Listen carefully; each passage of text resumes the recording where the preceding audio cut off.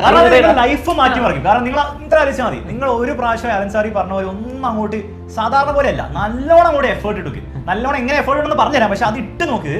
നിങ്ങൾക്ക് പരീക്ഷയിൽ full A plus വേണ്ട, ഒരു പരീക്ഷയ്ക്കെങ്കിലും നിങ്ങൾക്ക് ഒരു എ പ്ലസ് കിട്ടിയാൽ നിങ്ങളുടെ കോൺഫിഡൻസ് ലെവൽ വേറെ ആയിരിക്കും. കാരണം 15 ദിവസം കൊണ്ട് പഠിച്ച് ഒരു സബ്ജക്റ്റിലെങ്കിലും എ ഗ്രേഡോ എ പ്ലസ് നേടിയെടുക്കാൻ നിങ്ങൾക്ക് പറ്റുമെങ്കിൽ അതിന്റെ അർത്ഥം കുറച്ചും കൂടി സമയം കിട്ടിക്കഴിഞ്ഞാൽ നമ്മൾ പബ്ലിക് ഒക്കെ തകർക്കുന്നല്ലേ.